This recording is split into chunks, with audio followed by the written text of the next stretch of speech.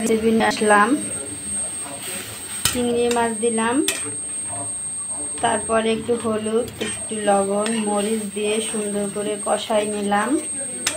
এখন আমি এই ডাঁটা, তারপরে কাঁঠাল বিচি, পেঁপে এটা দিয়ে একটা তরকারি করব হালকা মশলা দিয়ে। অনেক সময় দেখবেন মশলা মাছ মাংস খেতে ভাল লাগছে না, তখন আপনারা এভাবে একটু হালকা মশলা দিয়ে একটু চিংড়ি মাছ দিয়ে মাখো মাখো ঝোল করে রান্না করবেন, দেখবেন খেতেও ভালো লাগছে, তরকারিটাও ভালো লাগছে। এখন আমি একটু জল দিয়ে দিলাম, পরে সোমবার দিব।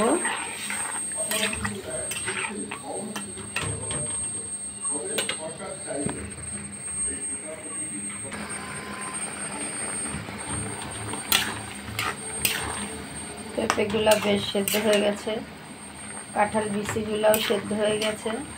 এখন আমি এটা সোমবার দেব। হালকা মশলার এই তরকারিটা সরিষা দিয়ে সোমবার দিলে ভাল লাগে।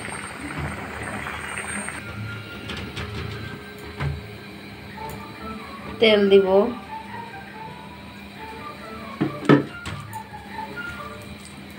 শুকনো মরিচ দিব,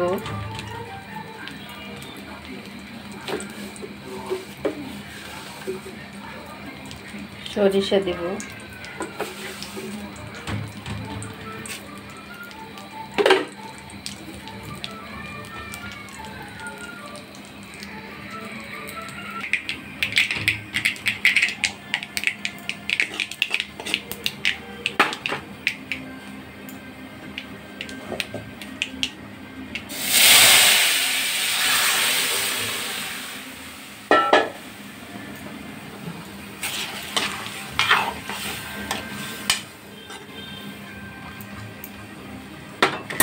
তরকারিটা দেখে সবুজ সবুজ হয়েছে, ডাঁটাগুলা বেশ সবুজ সবুজ হয়েছে।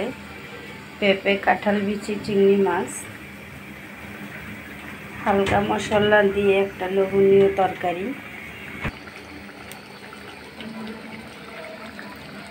তরকারিটা হয়ে গেছে, এখন আমি নামাই নেব।